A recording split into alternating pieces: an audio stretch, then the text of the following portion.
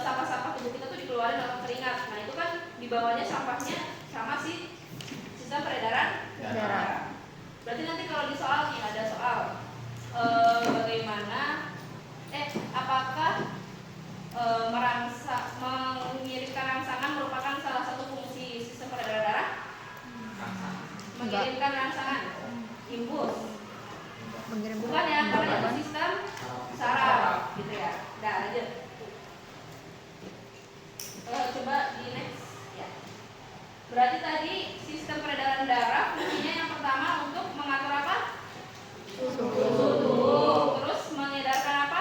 Oksigen. Sama nutrisi. Sama untuk mengedarkan sisa metabolisme atau sampah di tubuh. Oke.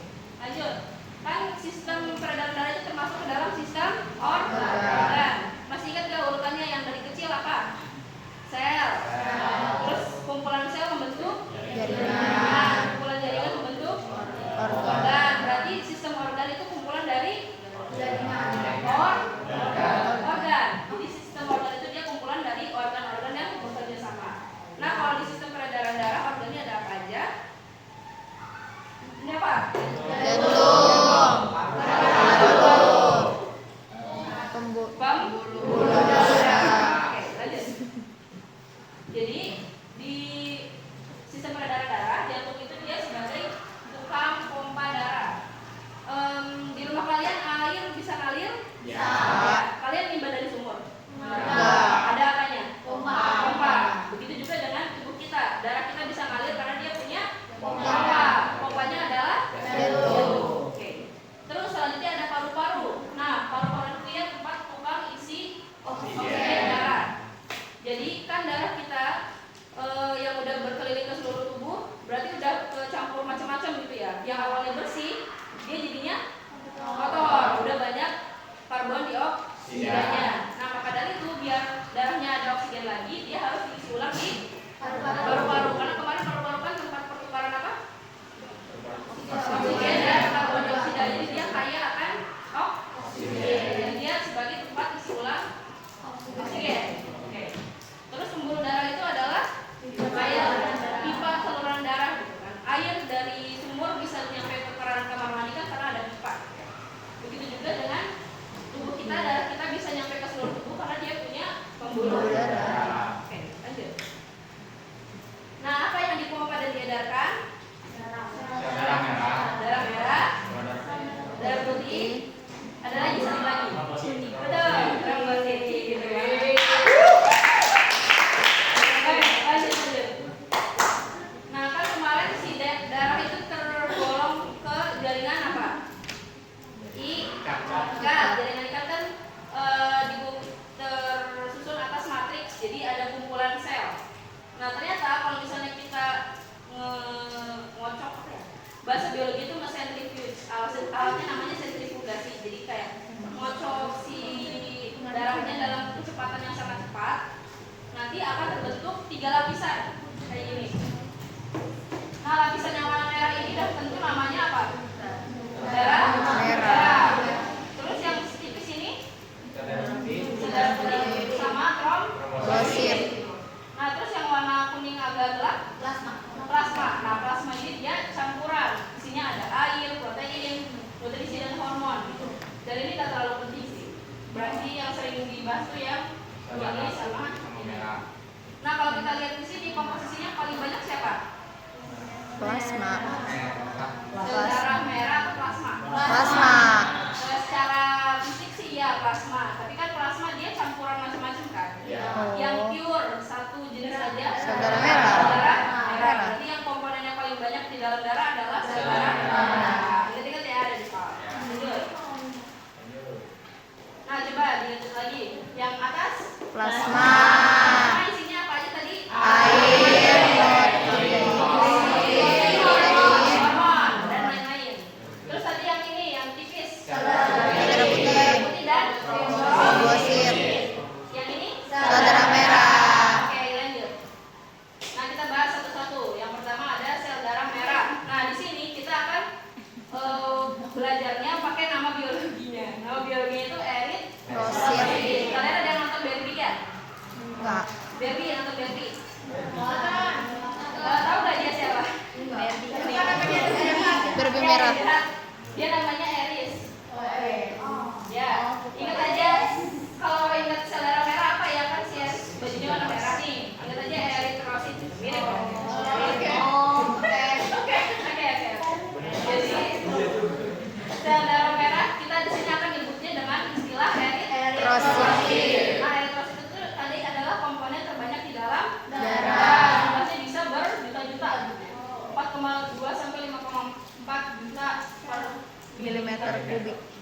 Nah, terus dia bentuknya gimana kemarin yang di ujian? Konkav. Ada yang di selnya? Enggak. Ada kayak ini ya, kayak donat, tapi nggak bolong. Donat. Ya. Terus dia mengandung apa? Hemoglobin. Jadi yang bisa kan dia fungsinya untuk mengangkut darah itu ya, oksigen ya. Nah sebenarnya apa sih yang mengikat oksigen itu? Apa? Hemoglobinnya. Betul. Nah kalau misalnya hemoglobin berikatan dengan oksigen, nanti darahnya warnanya merah. Berarti darahnya bersih, kotor. Bersih. Kalau hemoglobin berikatan sama CO2, darahnya Kotor. warnanya merah. Tua. Merah tua atau merah gelap kehitaman gitu ya. Kayak gitu. Terus umurnya cuma 120 hari. Jadi nanti kalau misalnya udah 120 hari tubuh kita bikin baru lagi gitu. Oke, lanjut. Next. Terus ada sel darah putih. Nah, di sini kita bakal nyebutnya bukan sel darah putih lagi tapi leukosit.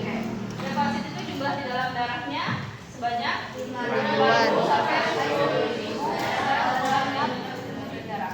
Jadi dia paling sedikit gitu ya dibandingkan sama saudara merah tadi, jauh ya. Yang di dalam merah tadi berapa? Jutaan lah ya. Kalau ini cuma ribuan gitu. Oke, nah ternyata jenis-jenisnya ada banyak. Kemarin kan kalian cuma tahunya pokoknya sel darah putih itu antibody gitu kan. Nah ternyata ada macam-macam. Kemarin waktu praktikum di itu lihat gak yang di darah katak? Iya, apa tuh? Nah kan darah katak kan ada yang ini yang darah merahnya kayak gitu kan. Nah, terus ada beberapa anomali yang gede-gede kayak gitu, lihat gak? Dikasih tahu nggak kemarin sama kakak-kakaknya? Enggak. Ya, oke. Nah, jadi ada dua jenis sel darah putih. Yang pertama ada granulosit, yaitu memiliki granula. Kalian tahu granula? Granula. Itu mah granula. Granula tuh tahu nggak sih kayak cokok granul. Jadi ada titik-titik gitu. Ini namanya granula. Di sini kan ada titik-titiknya tuh. Nah, ini berarti dia granulosit atau bergranula. Nah, kalau yang di sini dia agranulosit, berarti tidak punya Granula. Bersih ya, dia nggak ada bintik-bintiknya gitu. Oke. Terus kita bahas dulu yang granulosit, yang punya granula ada 3 jenis. Yang pertama ada neutrofil. Neutrofil itu dia punya berapa inti? 3. Tadi dia punya 3 inti. Kalau yang kedua, 2. eosinofil punya 2 inti. Kalau yang ini 1, tapi bentuknya kayak janin ya, kayak janin. Terus dia ininya lebih gede-gede kayak bakso gitu ya. Si granulanya lebih besar-besar. Basofil. Basofil namanya. Nah, kalau neutrofil dia fungsinya sebagai fagosit. Masih ingat gak di bab sel? Fagosit itu yang ngapain? Si tukang apa? Makan. Ya, betul. Sudah ingat. Jadi si neutrofil ini dia fungsinya sebagai fagosit atau yang memakan benda-benda asing yang masuk ke dalam tubuh. Terus yang kedua ada apa? Eosinofil. Yaitu untuk menyerang parasit yang besar. Kayak kalau misalnya ada yang cacingan itu diserangnya sama eosinofil. Itu kan besar-besar ya. Jadi dia bisa kelihatan pakai mata. Jadi diserangnya sama eosinofil. Terus kalau basofil itu sebagai respon alergi. Kalian yang alergi sesuatu? Apa? Siput. Ya. Kalau makan siput gimana badannya? Ngomong merah-merah. Berarti itu yang memunculkan merah-merahnya sel darah putih yang namanya basofil. Oke. Nah, terus sekarang yang agranulosit. Yang pertama ada monosit. Monosit itu dia sel darah putih yang paling besar. Terus intinya karena mono berarti ada 1. Terus bentuknya kayak kacang ini ya. Terus di beberapa foto dia tuh ada emang ada titik-titiknya tapi di luar. Kalau ini kan titik-titiknya di seluruh selnya. Nah, itu tuh kadang di luarnya tuh ada titik-titiknya gitu. Terus fungsinya sama kayak neutrofil, sama-sama sebagai Fagosit. Fagosit tadi untuk mengapain? Makan zat Makan apa? asing. Zat Ada asing. asing yang masuk ke dalam tubuh. Terus yang kedua ada limfosit. Pokoknya kalau limfosit itu dia intinya memenuhi satu selnya gitu. Ini intinya ini udah membran selnya gitu. Fungsinya untuk penghasil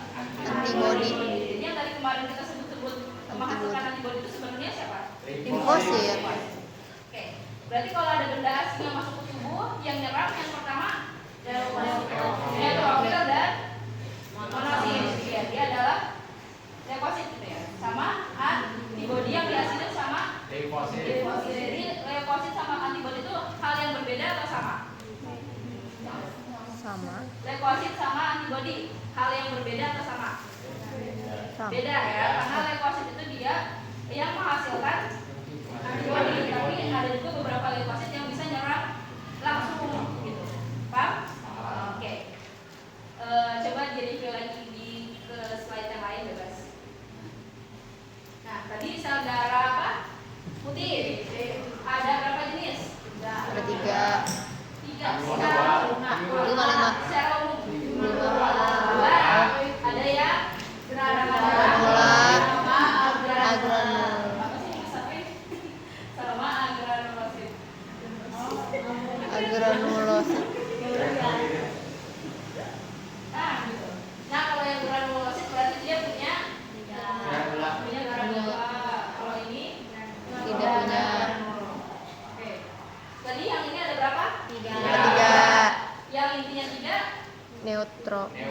Neutrofil. Fungsinya Buat makan zat asing. bagus ya, menyerang-nyerang dan memakan.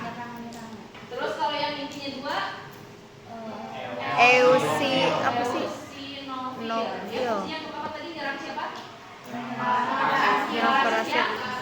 Bisa, kayak cacing. Kalau cacingan diserang sama Eosinofil. eosinofil. Oke.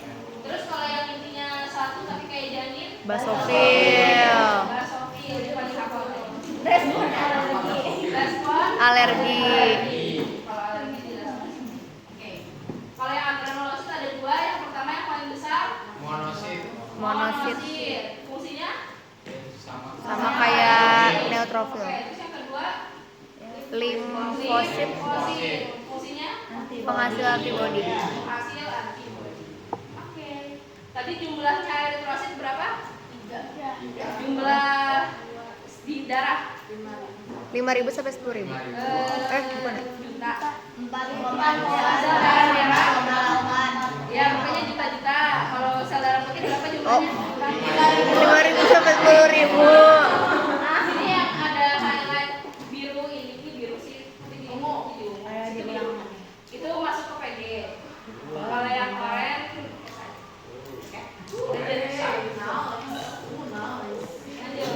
Nah, kalau ini berarti jenis apa? Ini kan granulnya Basofil.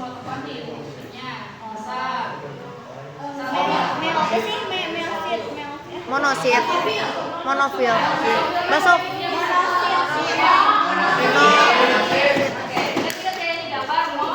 Monosit. Fungsinya untuk Memakan fagosit atau memakan zat asing yang masuk ke tubuh. Oke, sebentar. Lanjut. Nah, terus selanjutnya ada yang namanya keping darah atau di bahasa biologi itu adalah trombosit. Di sini ada yang pernah kena DBD? Oke. Udah nggak asing dong sama yang namanya trombosit? Jadi kalau orang kena DBD, trombositnya itu lebih rendah daripada jumlah yang normal. Yang normalnya berapa? 150.000 sampai 400.000. Ya, dulu bisa sampai berapa? Ingat nggak? Oh, di bawah 100. Ya, dia berapa? Lupa. Ya, dulu aku sampai 70.000. Ya, udah setengahnya dari jumlah yang seharusnya. Berarti kalau misalnya ditanya nih, Yule menderita Yule trombositnya 70.000, berarti dia sakit apa? DBD.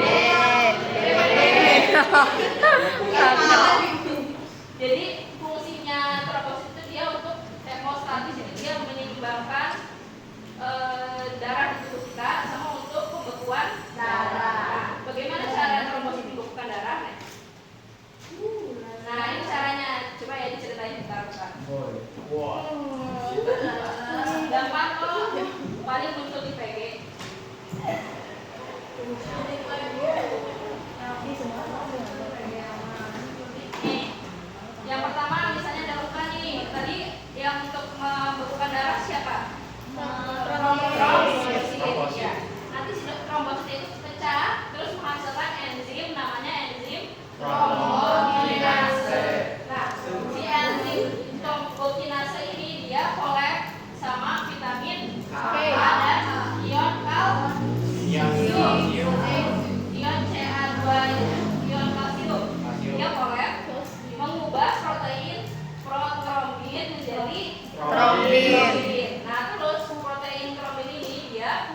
mengubah fibrinogen jadi Fibrin. Nah, kalian kalau tahu fibrin itu Darah bambu. belum. Bentuknya kayak benang-benang gitu, jadi seolah-olah lemak kita dijahit sama benang-benang fibrin. Akhirnya lukanya gimana? Nutup? Buka? Nutup. Terus darahnya Beku. Gitu ceritanya. Coba, nanti paling yang keluar di ujian tuh nih, misalnya apa angka 1, apa angka 2, apa angka 3 nih. Jadi kalian hafalin aja urutannya protein, berapa itu? Coba di next ke slide asal. Nah, review lagi. Cara pembekuan darah yang tadi yang pertama muncul apa dulu? Luka. Siapa yang pecah? Trombosit. Ngasilin enzim apa? Trombokinase. Kinase. Kinase.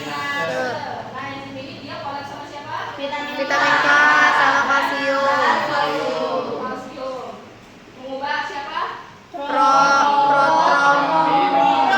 Protrombin. Trombin. Terus trombin ini mengubah siapa? Fibrinogen. Jadi fibrin. Fibrin ngapain? Menjahit. Ya, menjahit kita, akhirnya darah kita jadi Baku. aman ya, alur ceritanya kebayang. Yes. Oke. Nah, ini yang paling penting, ini organ utama untuk sistem peredaran darah. Siapa? Jantung. Nah, cara baca gambar jantung yang di tangan kanan kalian, di tangan kanan kan? Itu bagian kiri. Ya kan? Nah, di tangan kanan kita. Tapi di jantung itu dia bagian kiri. Terus Kiri. yang Kanan. di tangan kiri kita itu dia jantung bagian kanan. Jadi nanti kalau pas ujian, oh ini berarti kiri, ini kanan. Ya bukan gitu ya. Oh. Jadi Yang kanan ya, jadi kanan. yang kanan jadi bagian kiri, terus yang kiri jadi bagian kanan. Jadi ngeliatnya kayak gini, kayak seolah-olah jantung kita nggak di situ. Jadi kiri ya. Oh iya. Jadi kiri. Ya, kayak gitu. Cara ngeliatnya. Wah, benar. Ya kayak gitu ya pokoknya. Terus, pokoknya kalau yang kanan dia itu darahnya kotor. Kalau Wah, kotor, kanan. itu berarti kaya siapa? Banyak apanya? CO2. CO, 2. CO2 itu apa? Karbon dioksida. Karbon dioksida. Nah, kalau yang di kiri itu darahnya bersih. Bersih. Kayak apa? Oksigen atau 2. Nah, terus di sini kan ada yang namanya serambi atau bahasa biologinya atrium. Kita di sini pakai bahasa biologi ya. Atrium. Nah, ibaratkan kayak serambi itu ruang tamu. Dia nerima tamunya siapa? Darah. Dia nerima tamu berupa darah. Jadi di sini fungsi serambi itu untuk menerima Darah. Oke. Nah, terus di bawah ini kan bilik ya. Bilik itu lebih ke dalam lagi. Kamar. Kayak ada tamu dikasih suguhan gitu loh. Di sesuatu gitu. Nah, jadi si bilik ini dia bakal ngasih memompa darah biar keluar sana kasih suguhan gitu. Jadi nanti darahnya dipompa ke luar. Jadi fungsi dari bilik untuk memompa darah. Kalau serambi untuk menerima darah. Nah, kalau yang di serambi kiri berarti dia yang diterima darahnya bersih kotor. Bersih. Dia di sebelah Kiri. Kalau di serambi kanan yang diterima darah bersih kotor. Kotor. Kalau di sini bilik yang di bilik kanan yang dipompa darah bersih itu darah kotor. Darah kotor. Kalau yang di kiri Darah bersih. paham? Oke. Next. Nah, terus dari mana dulu ya? Oh ya, ini tadi yang ini namanya apa? Serambi kiri. Nama bahasa biologinya Atrium. kiri. Fungsinya untuk menerima Darah bersih. Nah, kalau darah bersih itu berarti darahnya baru diisi ulang oksigen. Berarti baru balik dari mana? Paru. Berarti serambi kiri ini menerima darah bersih dari paru. Oke. Terus kalau di sini Bilik bilik kiri. bilik kiri dia tadi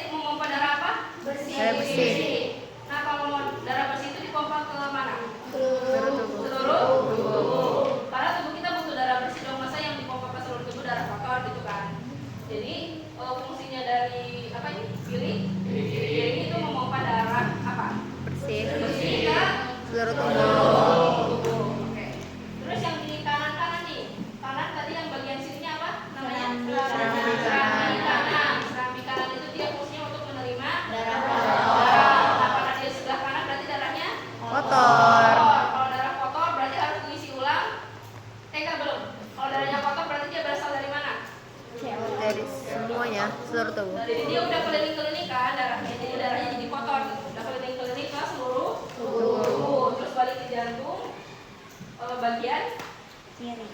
kanan karena kotor gitu.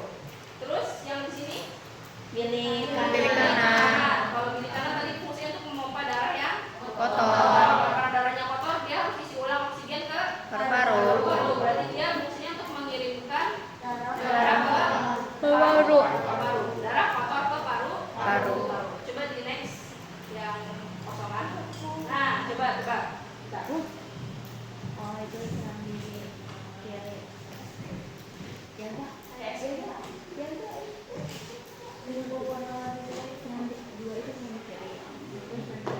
Berarti yang nomor 2 apa namanya? Serambi kiri. Serambi, nama biologinya apa? Atrium. Atrium kiri. Kalau yang nomor 4 Bilik kiri. bilik atau bahasa biologinya? Ventricle Ventricle kiri. kiri karena dua-duanya ada di kiri.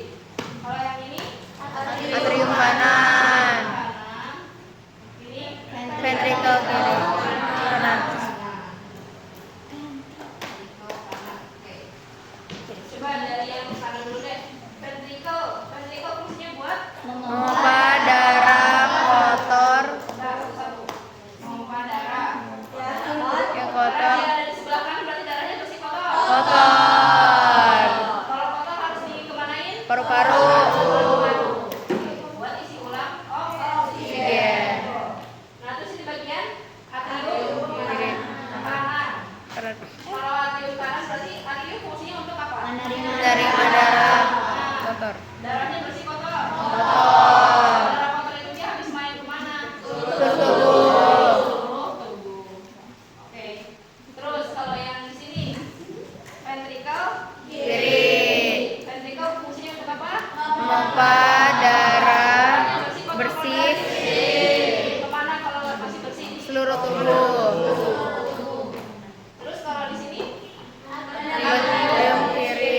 atrium berarti ngapain atrium? Menerima darah Darah yang bersih kiri dari paru-paru. paru-paru. Jadi setelah diisi ulang di paru-paru diterimanya sama atrium Kiri. gitu ya. Paham? Coba diulang di sini. Yang fungsinya untuk memompa darah taruh belum? X, Y, Z, A. ZA. Yang fungsinya untuk memompa darah bersih Y. Y, karena dia sebelah kiri.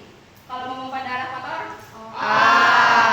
kalau menerima darah kotor, Z. Z. Kalau yang menerima darah bersih, X. Oke, paham? Paham. Oke, lanjut. Nah, bentar. Kayak jalan ini ya, jalan. Oke. Nah, tadi kan organ selanjutnya setelah jantung apa? Pembuluh darah. Nah, pembuluh darah itu ada dua jenis secara umum. Ada yang pergi dari jantung atau meninggalkan jantung, jadi dia membawa darah keluar dari jantung. Sama ada yang pembuluh balik ke Jantung. Berarti dia membawa darah kembali ke jantung. Nah, kalau yang pergi dari jantung itu umumnya namanya arteri. Nah, kalau yang balik itu umumnya namanya Nah, tapi ada beberapa jenis lagi gitu. Jadi yang pertama nih, arteri. Di sini kita bisa lihat namanya apa? Aorta. Aorta itu dia membawa darah besi kotor. Dari sini Oh. kiri. Bersih. Membawa darah bersih ke seluruh Tubuh. Dia jadinya kayak ibu dari arteri karena nanti dia bakal dibarin ke arteri-arteri lainnya gitu. Jadi aorta itu arteri yang membawa darah bersih ke seluruh tubuh. Terus habis itu ada juga nih arteri lainnya nih, arteri Nari. pulmonalis. Pokoknya kalau ada pulmonya dia itu apa? Paru-paru. Kalau ada pulmonya itu dia paru-paru. Berarti tadi arteri fungsinya buat apa? Membawa darah Membawa darah ke keluar paru-paru. dari jantung ke Paru-paru.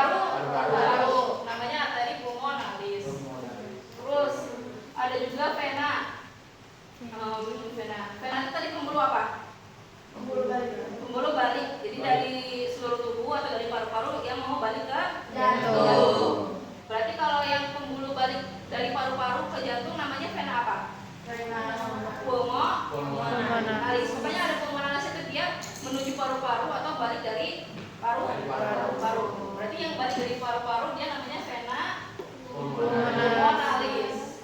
Kalau yang balik dari seluruh tubuh ada dua. Ada yang tubuh bagian atas namanya vena cava superior.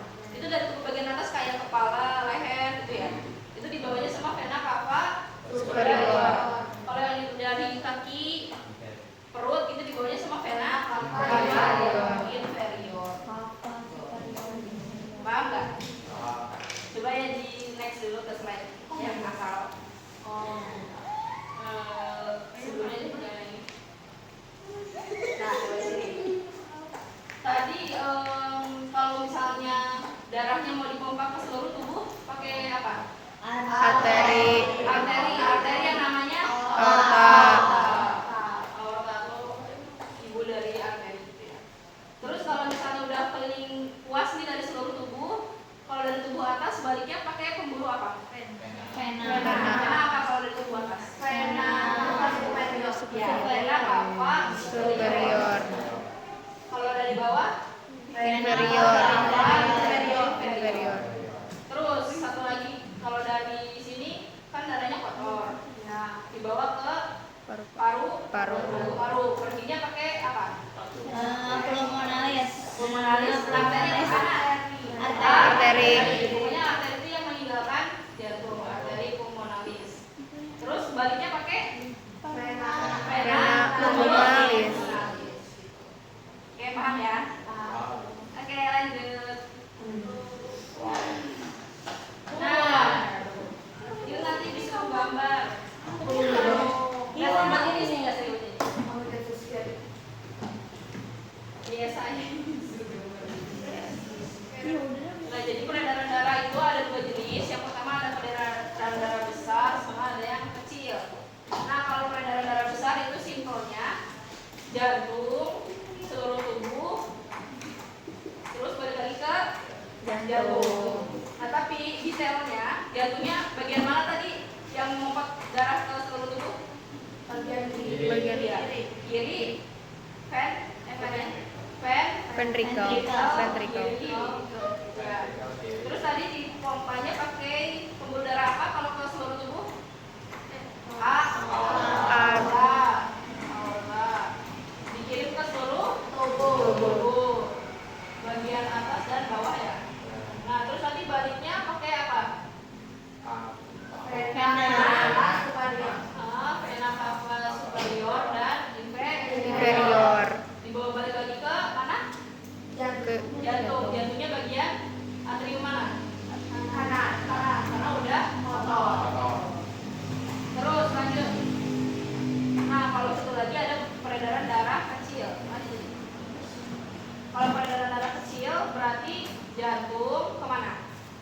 Paru-paru dan balik lagi ke Jantung lagi. Ini sederhananya. Kalau detailnya berarti jantungnya tadi bagian ventrikel mana kalau darahnya kotor? Kanan. Ventrikel kanan. Terus dibawa ke paru-paru pakai arteri apa? Pulmonalis. Terus sampai ke Paru-paru. Habis sampai ke paru-paru terus dibawa balik lagi ke jantung pakai Vena pulmonalis. Habis itu nyampe ke jantung. Kalau darahnya udah bersih nyampe di mana? Atrium Kiri. Gitu, paham nggak? Oke. Nah, nanti kalian gambarnya simpel aja kayak gimana ya? Misalnya coba deh ke sebelumnya dulu. Nah, coba cari yang peredaran darah besar.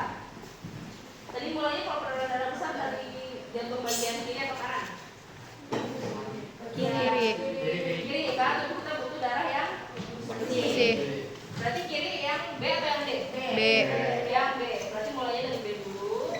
Terus habis itu ke seluruh tubuh bagian bawah coba. Kalau bagian bawah berarti ke angka berapa? Empat. Terus habis dari 4 ke A. Terus habis dari A ke 3. Terus balik lagi ke jantung bagian D. Kanan. Bagian kanan bagian D. Nah, coba kalau peredaran darah kecil berarti mulainya dari yang D dulu ya. Karena dia bagian kanan. Terus habis itu Ke ini yang paru-paru tuh yang dua ini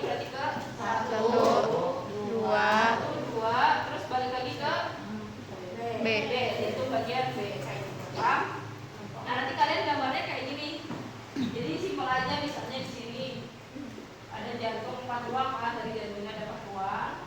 Terus di sini ada paru-paru, seluruh tubuh bagian atas, seluruh tubuh bagian bawah. Terus berarti kalau peredaran kecil gambarnya kemana? Dari yang kiri ke bawah.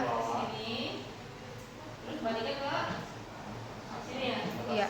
Ke atas bagian kanan ya kotor. Ini juga berarti dia ke sini, baliknya ke sini. Nah terus kalau yang di bagian kanan tadi dia kayak apa? Ini kiri mah. Bagian kiri dia kayak apa? Banyak apanya? CO2 atau O2? O2. Kiri oksigen. O2. Kalau yang kanan? CO2. Terus habis itu ini aja dijelasin. Ini bagian apa? Atrium. Ventricle. Terus di sini jelasin aja. Berarti kalau ke seluruh tubuh dia pakainya apa tadi? Pembuluh darahnya? Seluruh tubuh? Aorta. Berarti kalau ke atas juga dia namanya aorta. Terus balik lagi tadi jadinya kalau dari atas vena apa? Vena superior. Superior. Kalau dari bawah? Vena cava inferior. Bisa nggak gambar kayak gini? Nggak apa-apa? Bisa ya? Terus kalau yang berdarah-darah kecil berarti gambarnya gimana? Misalnya ini jantung, darahnya ke sini.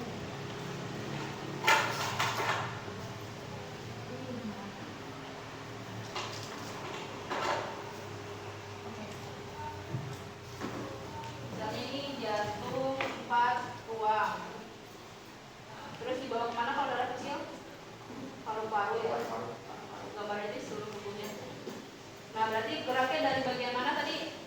Kanan. Kanan itu berarti di sini ya. Kanan ke paru-paru. Terus nanti baliknya ke kiri. Nah tadi yang kiri-kiri kayak apa? Banyak apanya? Dua. Kalau yang kanan banyak CO2. Gambarnya gini aja. Terus habis itu jelasin tadi ini bagian apa? A. Ini V. gitu. Terus habis itu tadi kalau keluar apa? Pakainya arteri apa atau vena? Pulmonalis. Keluar dari jantung, meninggalkan jantung. Arteri apa? pulmonalis. Pulmonalis. Terus baliknya pakai Vena pulmonalis. Nah kayak gitu gambarnya. Jadi kalau misalnya disuruh gambarkan skema peredaran darah besar berarti gambarnya ya itu yang ini. Kalau gambarkan skema peredaran darah kecil berarti yang ini yang lebih simpel, kecil. Lingkarannya beda kan, itu kan atas bawah gitu. Kalau ini kan cuma kecil aja. Oke? Lanjut. Semangat. Mulai pada dulu kan? Gimana ya biar halangan?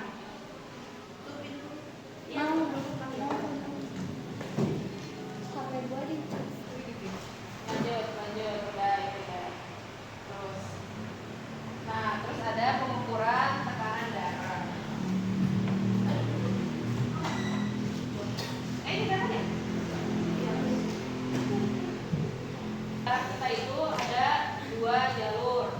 Yang pertama ada tekanan darah sistol, ada Diastol.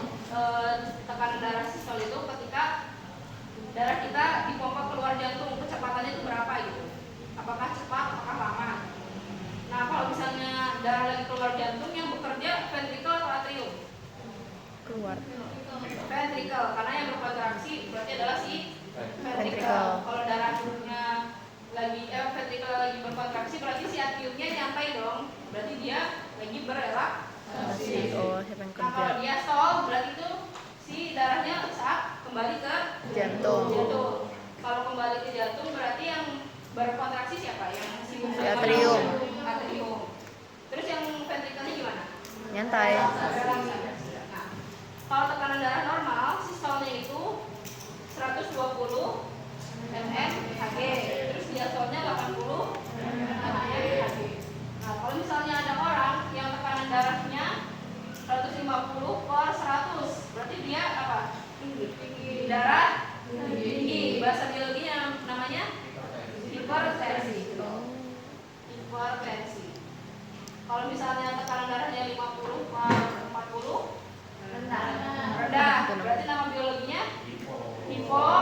Hipotensi. Oh, baru Nah, tahu. kalian tahu nggak apa bedanya hipotensi sama anemia? Oh iya, apa namanya? Nah, bingung kan tadi dari kelas sebelah? Bingung. Jadi kalau anemia itu dia yang kurang si sel darah merahnya. Sel darah merahnya emang sedikit. Apa tadi bahasa biologinya? Eritrositnya sedikit. Nah, kalau yang si hipotensi dia tekanan darahnya rendah, jadi dia mompanya pelan gitu. Darahnya keluarnya pelan. Nah, itu dia berarti namanya hipotensi. Kalau anemia berarti apanya yang kurang? Sel darah merah. Nah, kalau yang hipotensi yang kurang tekanan darahnya. Jadi mompanya pelan. Oke. Coba lanjut lagi. Lanjut. Nah, ini nih harusnya kalian praktikum. Wah. Itu Goldar. I love it. Cuman dananya nggak itu diajarin. Gimana cara taunya? Nggak harusnya kan harus beli bahan-bahannya dong, reagennya gitu. Jadi suntikannya. Wow. Siapa yang udah uji golongan darah? Yang betul. Nah, jadi ada berapa jenis golongan darah di tiga ini? 4. Golongan darah. Nah, jadi komponen darah itu dia ada dua. Yang pertama agglutinogen. Agglutinogen itu dia kayak ID card. ID card tanda pengenal si darah itu. Jadi kalau misalnya dia golongan darah A, dia punya agglutinogennya atau ID cardnya apa? A juga. Kalau dia golongan darah B, B. Kalau AB, A dan B. Kalau O ini dia anonim ya, dia penyusup. Oh, Dia punya ID card. Ya, terus habis itu setiap darah dia punya agglutinin. Agglutinin itu dia antibody. Jadi dia tuh kayak satpam yang udah memegang identitas musuh. Nah, biar si rumah dia tuh A gitu ya.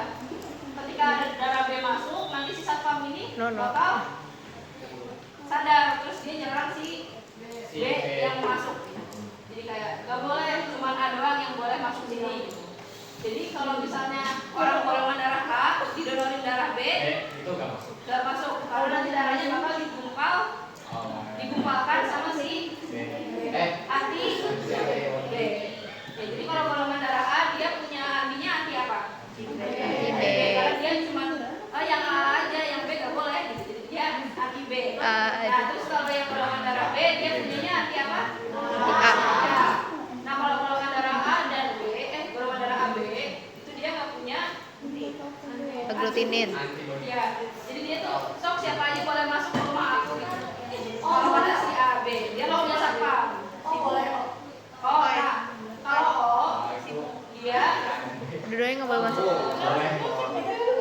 dia tuh nggak boleh sembarang orang masuk karena ada ininya kan dua-duanya. Nah, tapi dia bisa masuk ke semua rumah karena dia penyusup.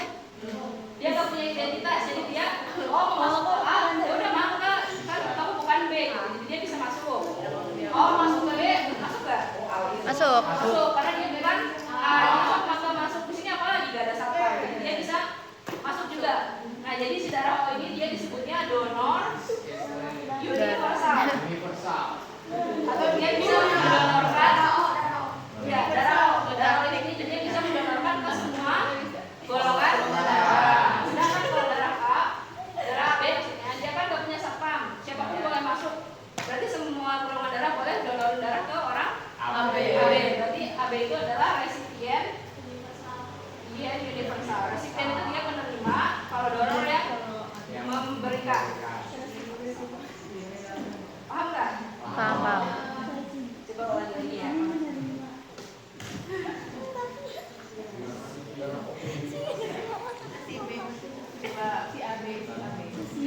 Berarti golongan darah ada berapa jenis? 4. Kalau golongan darah A agglutinogennya atau identitasnya? A. B. B. AB. A Ada. Dia punya identitas anonim. Nah, terus dia punya masing-masing darah punya satpam. Tinin. Nah, kalau A dia satpamnya anti apa? Anti B. Kalau yang B satpamnya anti A. A. Kalau yang AB nggak punya satpam. Jadi semua orang boleh masuk ke AB. Jadi dia disebutnya tadi apa? Kalau boleh nerima semuanya? Resipien universal.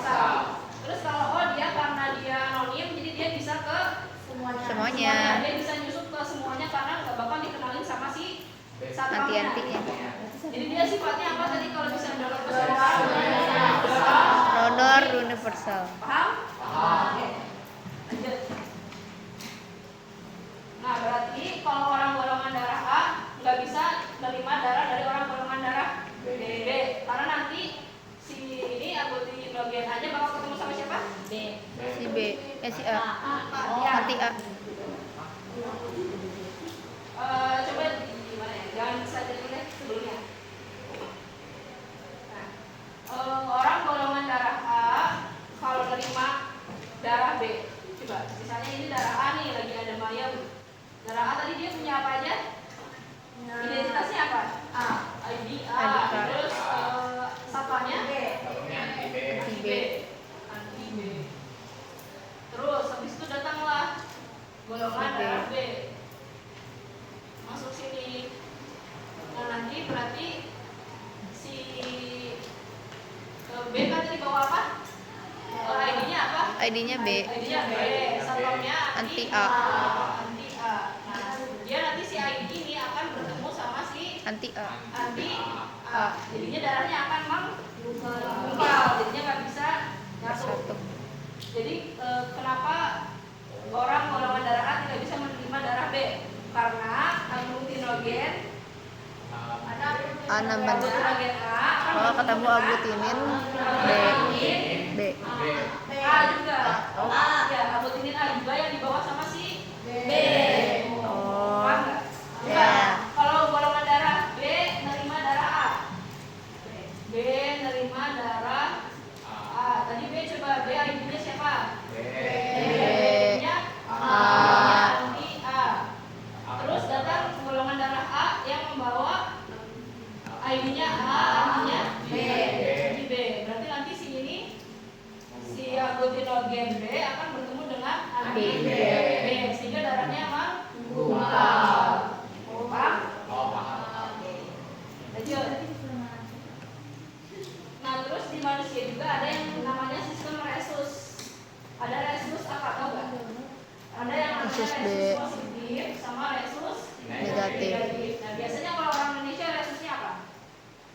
Negatif. Positif, betul. Kalau orang-orang Asia itu biasanya resusnya positif. Nah, kalau orang-orang Eropa, Timur Tengah itu resusnya negatif.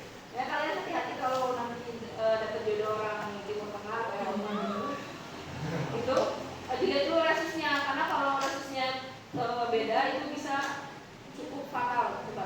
No. Terus Gua B. Min. Apa plus ya? Nah, kalau misalnya ada seorang ibu, jadi dia punya resus negatif. Ini ibu-ibu ya, nikah sama bapak resusnya positif. Nanti misalnya anak mereka resusnya Arab kali. positif. Nah, dia kan anak ini selama 9 bulan tinggal di mana? Perut ibu. Nah, anaknya positif, perut ibunya negatif. Nah, jadi nanti si ibunya bakal mengenali anak itu sebagai benda Asing. asing.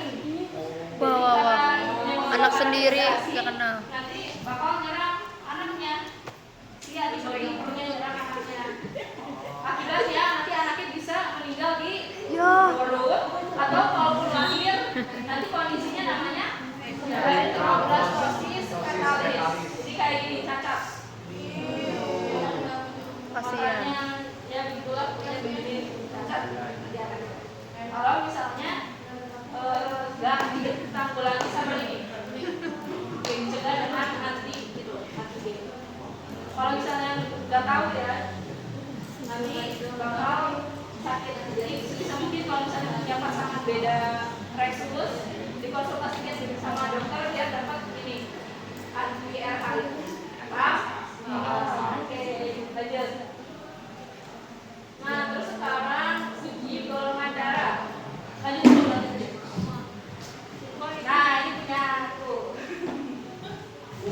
kayak gitu? Darahnya apa? Oh, jadi tandanya darahnya menggumpal itu kalau banyak granulnya. Dia karena menggumpal ya, jadi dia banyak granul-granulnya gitu. Berarti ya. Karena dia berasa digumpalkan. Kalau yang di sini dia nggak terlalu ya, nggak terlalu banyak ini, berarti dia tidak gumpal. Nah tadi anti A ini bakal menggumpal kalau dia ketemu sama siapa? B. A juga. Anti A bakal menggumpal kalau ketemu golongan darah A. Kalau anti B bakal menggumpal kalau ketemu golongan darah B. Kalau anti AB berarti menggumpal kalau ketemu O. anti AB. Berarti dia heterosnya siapa? AB. Jadi kalau dia ketemu golongan darah AB dia bakal menggumpal. Nah tadi kalau resus dia bakal menggumpal kalau resusnya Positif. paham nggak? Nah ini misalnya ID-nya kan A, ID-nya A, terus ketemu sama si anti, jadinya gimana? Gumpal. Gumpal. Kalau misalnya golongan darah B, ID-nya B, ketemu sama si anti B, darahnya gumpal dan seterusnya. Nah di sini coba lihat, punyaku darah anti A-nya menggumpal nggak? Enggak. Nggak juga menggumpal. Yang B Gumpal. gumpal, yang AB Menggumpal. gumpal. Karena kan golongan darah AB itu dia ada A, ada B. Berarti kalau misalnya A-nya enggak, berarti aku B. B. Paham nggak? Jadi ini aku golongan apa? A. B. Yang B gumpal. B. Terus resusnya apa? Positif, karena dia Gumpal. menggumpal. Coba ulang lagi. Misalnya, coba kalau yang menggumpalnya itu yang ini, dan ini. Darahnya apa berarti? O. AB. AB. Karena sama A ketemu anti A dia gumpal. Ketemu anti B dia menggumpal. Karena dia kan AB ya. Oh Kalau iya. ketemu anti AB juga dia Gumpal. menggumpal. Berarti dia adalah AB. AB. Nah kalau misalnya semuanya nggak gumpal, ini Baru nggak O. gumpal berarti O. Kalau misalnya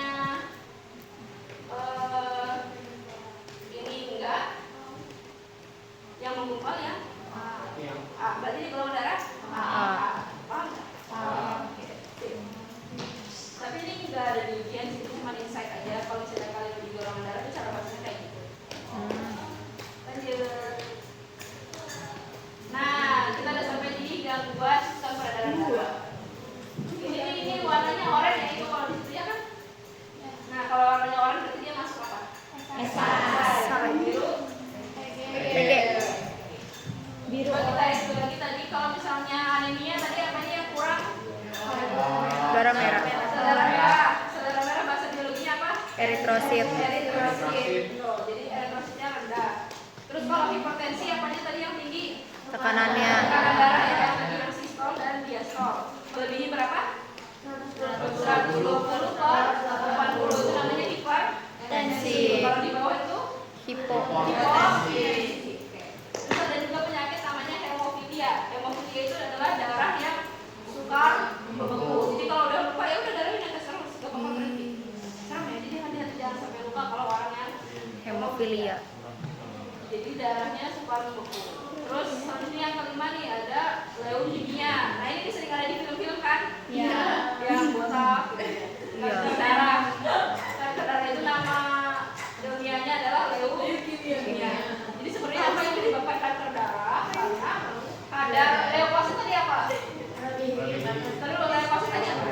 Sedang putih. Kadar darah putihnya melebihi batas Wajar. Jadi batas wajarnya berapa? 5.000 sampai 10.000. Berarti kalau misalnya kadar leukositnya ada 200.000, berarti dia sakit apa? Leukemia. Leukemia. Kan tadi sel darah putih fungsinya untuk apa? Nyerang-nyerang gitu ya. Nah, karena kelebihan, intinya yang sel gak bersalah juga diserang, makanya jadikan kanker. Jadi sakit leukemia. Terus yang keenam ada namanya sickle cell anemia. Coba next. Nah ini gambarnya. enggak ini varises ya. Ini sickle cell anemia. Kalau sickle cell anemia itu dia sel darah merahnya bentuknya kayak bulan Sabit. kayak kue putri salju. Nah kalau misalnya dia bentuk si sel darah merahnya nggak bulat sempurna, pengikatan oksigennya sempurna nggak? Nah jadi dia bisa sesek gitu ya karena kurang oksigen. Kalau yang penderita sickle cell anemia. Terus ini yang tadi udah disebut Varises. Varises itu dia pembuluh darahnya melebar membengkak gitu ya sampai timbul di permukaan kulit. Nah ini biasanya ada di orang-orang yang kerjaannya emang banyak berdiri. Running. Itu ada di dekat rumahku. Tukang bakso yang laku banget itu kakinya varises karena dia berdiri terus. Terus biasanya juga ibu hamil juga beresiko kena varises karena kan bawa beban berat gitu ya. Di kakinya ada tekanan gitu jadinya terbentuklah varises. Balik lagi ke sebelumnya. Oke. Terus selanjutnya ada namanya thalassemia. Thalassemia ini kelainan genetik. Jadi kalau orang tuanya thalassemia, anaknya kemungkinan bisa kena thalassemia juga. Oke. Kalau thalassemia itu dia mengganggu produksi hemoglobin. Nanti hemoglobin itu buat apa? Mengikat apa? Oksigen. Berarti kalau misalnya produksi hemoglobin terganggu, dia jadi peningkatan oksigennya kurang. Jadi thalassemia. Terus ada namanya arteriosklerosis. Itu ada penebalan dinding arteri. Tadi arteri itu pembuluh darah yang apa? Arteri yang meninggalkan jantung atau yang kembali ke jantung? Meninggalkan jantung. Ini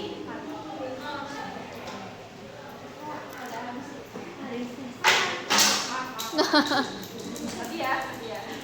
Ini arteri nih. Terus dia ketimbun sama banyak lemak dan kolesterol. Jadinya darahnya bisa lewat nggak? Enggak. Bisa tapi Terhambat. Terhambat. Gitu. Nama penyakitnya adalah arteriosklerosis. Terus tadi yang ke-9 tadi varises ya udah dibahas. Coba di-review lagi di next slide. Tadi ini sakit apa? Varises. Itu apanya kenapa? Pelebaran pembuluh darah. Lebar. Karena apa? Sendiri. Terus ini Sickle cell anemia. Itu bahasa Indonesianya itu anemia sel stabil. Nah, itu bahasa Indonesianya anemia sel stabil. Kalau bahasa Inggrisnya sickle cell anemia. Itu berarti dia mengganggu apa? Pengikatan Oksigen. Karena si sel darahnya bentuknya enggak bulat Sempurna. Terus tadi kalau yang kekurangan sel darah merah namanya Anemia. Kalau yang tekanan darahnya rendah Hipertensi. Kalau Hipotensi. tekanan darahnya tinggi Hipertensi. Kalau yang darahnya nggak bisa beku Oh, tadi hemofilia. Terus kalau yang apa lagi sih? Sel darah putih. Iya, sel darah putihnya kebanyakan. Leukemia. Nama lokalnya apa penyakitnya itu? Kanker darah. Kalau yang tadi ada penyumbatan di arteri, arteriosklerosis. Apa yang menyumbat? Lemak dan Kolesterol. Jadi ada penyumbatan darah. Terus apa itu deh? Ya udah deh. Oke, lanjut teknologinya. Nah, jadi ada beberapa teknologi untuk pengobatan sistem peredaran darah. Ini pasti sudah sering lihat kan di Indosiar. Iya. Dia kalau meninggal, gitu kan, meninggal gitu. Nah, itu nama alatnya elektrokardiograf atau bahasa singkatnya EKG. Nanti kalau ini kan ada biasa ya warna-warna. Jadi orang-orang ini ada biasa ini kalian pilih 3. Ada 6 ini ada 6. Nanti kalian pilih 3 aja yang paling seru ya, yang paling bisa masuk. Yang paling seru. Gitu. Ini yang pertama ada EKG. Kalau kalian Indonesia EKG juga dibenahi gitu ya. Jadi dia itu untuk mengetahui keadaan darah, jantung, dan lain-lain pakai gelombang ultrasonik kan ditempelin di sini-sini gitu kan. Pernah nggak pakai kayak gitu? Enggak. Amit-amit jangan sampai. Nah, habis itu nanti dilihat di sini. Oh, jantungnya masih ada nih getarannya gitu. Kalau udah meninggal kan gitu.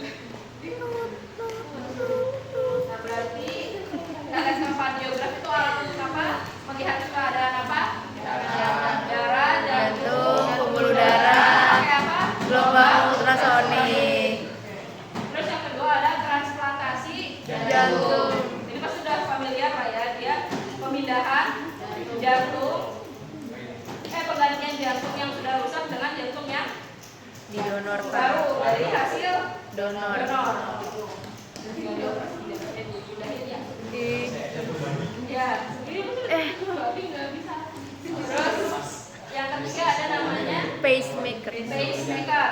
Pacemaker itu dia alat pacu detak jantung, bukan yang kayak setrika ya. And the was. Itu beda lagi namanya, tapi lupa namanya apa.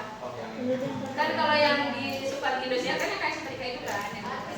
Ya, yang kalau nah kalau ini tuh dia ditanam di dalam dada.